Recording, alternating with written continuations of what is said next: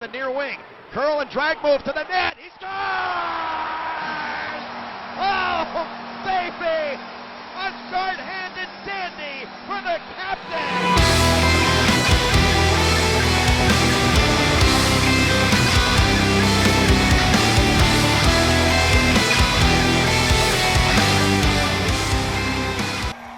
I laugh anytime I see someone who's 32 and they say they're retired. I still do too. What happens when you tell somebody, oh, I'm retired? Yeah, well, it was a weird thing the first little bit when I obviously came to it, and I'm sitting there going, well, I guess I'm retired. And I'll never forget, I was at the grocery store. I wish I knew who the gentleman was, but I was getting stuff for the kids for lunch the next day at school, and I was like, oh, I'm in no rush, I got nowhere to go. And he's like, oh, me either, I'm retired. And I chuckled to myself, and I was like, yeah, me too.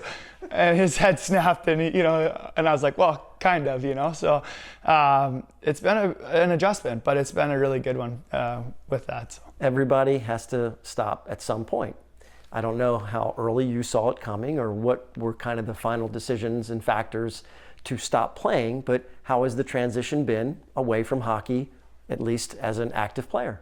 Yeah, no, I mean, it's always better to go out on your own terms. I'd be lying to you if I said it was fully on my own. I think there was some decisions. Obviously, went through shoulder surgery last year that set me back, and family and everything else kind of plays a big factor in that. But I mean, I was okay with it. I was there mentally for it. And I think one of the best things for me was my wife kind of said to me, what would one more year do, or what would 2 more years do?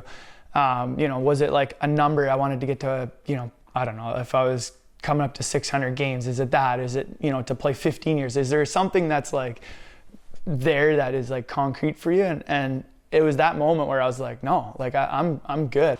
Alex Ovechkin, the catches for game 82, as does Garrett Mitchell, the 25-year-old from Regina, Saskatchewan. I'm happy with where I was at. I played 12 years professionally. We had a lot of success. We've got some awesome memories. Like the girls grew up watching me play. So I didn't have that like number or like time frame that I was trying to get to. And that was my aha moment when she said that to me. I was like, wow, I'm okay with this whole thing being kind of over. And it's been great for me to stay in the game, but I'm excited for kind of what's next as well. Well, it's always better also when you have a foundation, at least hockey home-wise here in Hershey, that you can set up and move on with your life. So what has that been like as you go around town, as you go to the Giant Center and you hear from fans, knowing, Garrett Mitchell from his days with the Hershey Bears as the captain and playing? So has that made the transition a lot easier? Yeah, no, it really has. I mean, it's funny because there's still people, hey, good luck tonight over at, I'll be at the Giant and grocery store getting groceries. And I'm like, well, the game starts in 12 minutes, I'm probably not going to make it. But, I think a lot of people, obviously we know how passionate the fan base is here in Hershey, and there's still a lot of people that do associate myself and even the other alumni that are around in Hershey with the game. And I think for myself it's a lot fresher just because I did just get out of it. But it's been awesome. I'm obviously moving on to the next step of my life, and it's awesome to be able to be around with the girls a lot more as well. With that being said, you don't want to be at the bottom, so having that shot volume come up and working the way back into the pack there a little bit. You are getting your opportunity to be around the game as a color commentator with us. How much are you enjoying that? And I would imagine some of the best part of it is the pregame, when you're down there talking with the guys, and the pregame meal, and you're just kind of talking about hockey again and strategy and whatever it may be as you're leading into the face-off for that night. Yeah, no, and that's the biggest part that I think I miss. I don't miss, getting on the bus after a game and driving to Binghamton or driving, to Bridgeport and playing a 2:00 game in Bridgeport, jumping back on the bus, coming back for a 3:00 game in Hershey on Sunday. Like I miss the competition. I miss being around the guys. Probably the most, where it's just that camaraderie of, just sitting down in the morning, get the kids to school and then go to the rink and sit down and have a coffee. And just that locker room atmosphere and kind of camaraderie that you have with all the guys. I'd say that for me, that's probably the biggest thing that I miss about it. Obviously the competition, I love the game, and that was, I think that's what kind of kept driving me to continue playing. Even after I left Hershey here, that was what kind of fueled me to continue to go. And I've loved my time here in Hershey, and that's, you know, one of the reasons we decided to stay. Most athletes miss being around their teammates, miss that part of it, but especially someone who is a captain so often, as you were, even as a junior player. So what were those characteristics that you had, Garrett, that made you such a leader on the ice and off the ice to be named captain so often? You know what, I don't know. That's a really good question. I think for myself, you know, I put a lot of that on my mom and dad, just the way that I was brought up. But I'll be the first person to tell you, and probably every time I talk to a young group of kids, youth hockey or whatever it is, I'll be the first one to tell you, like, I was not the best player, and I'm still stick to that story forever. And you know, I think for me it was just my will to compete and will to, you know, win or just to win the next battle, whatever that little bit of, you either kind of have it or you don't. You know, it's a tough thing to kind of teach. You know, but I think just with the way that my parents brought me up, and you know, they both played hockey. My sister played college hockey, so I kind of came up in that kind of family that everything was a good competition, healthy, and you know, like I said, I owe a lot of that to my mom and dad. Turned his career into something as a goal scorer here in the American Hockey League. Your view is no longer from the bench. It's a perch up top when you're doing color commentary. What has been the difference there? What have you noticed when you watch the game from above? Yeah, well, it's a lot slower from the top, you know, and not necessarily speed-wise. It's just when you're watching it, you can see what's developing in front of you, or below you, I should say. When you're standing a few feet away from a guy, that gap seems a lot smaller. You know, and I remember even going throughout my career, you know, you sit out a night or you sit out a couple nights, getting back in, you're like, man, this should be so easy, you know, like you got a lot of time, you got more time than you think. But when you've got a 200 and some pound guy chasing you down head on, that gap closes a lot quicker, at least in our minds. So I'd say it's that. I've really enjoyed doing the TV stuff. It's been a blast for me. And just like I said, being around the guys, kind of giving my insight as a player, former player, obviously really closely removed from the game.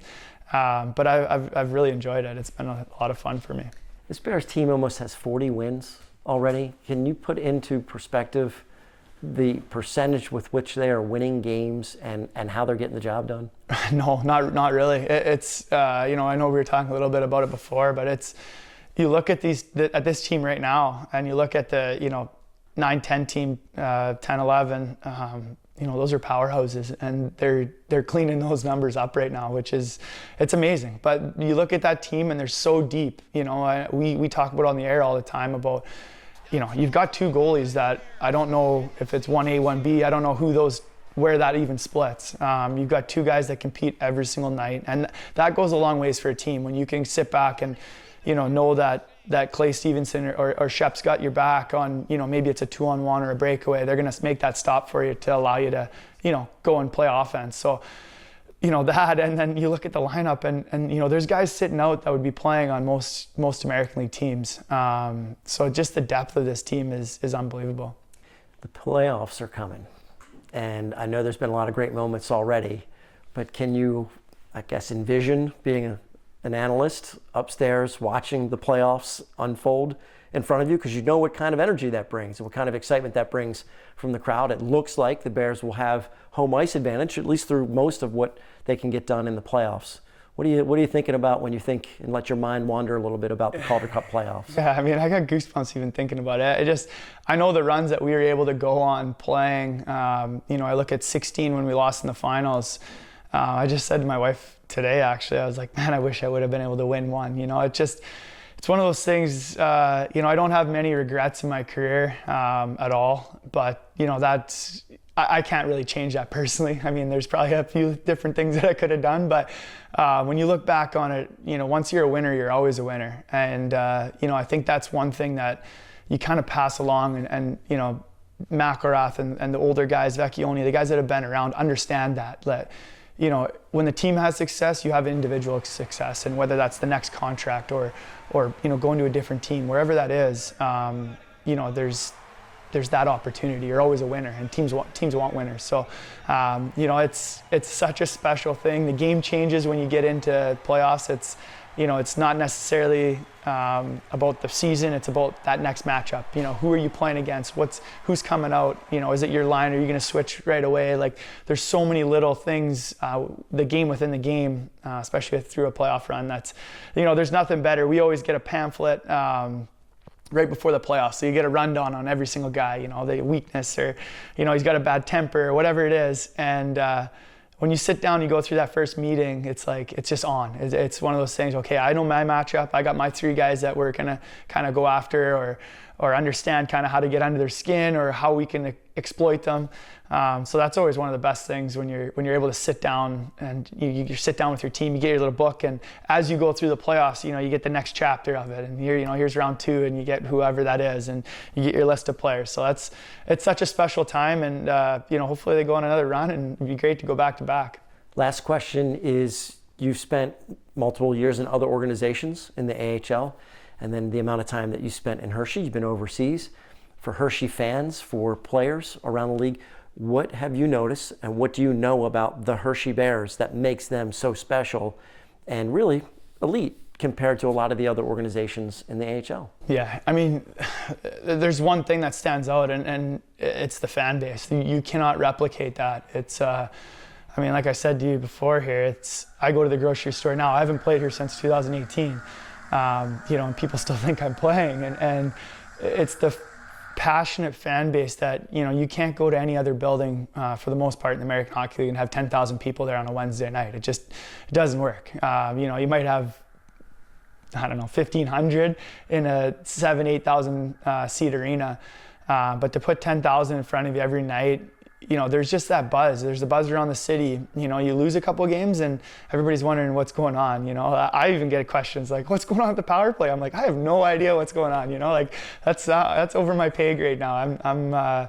But it just shows you the passion of what hockey in Hershey, and you look at the tradition over the years. It's been unbelievable to look at the 12 Calder Cups and, possibly a 13th coming up here, and going on a long run. It's a pretty special thing here.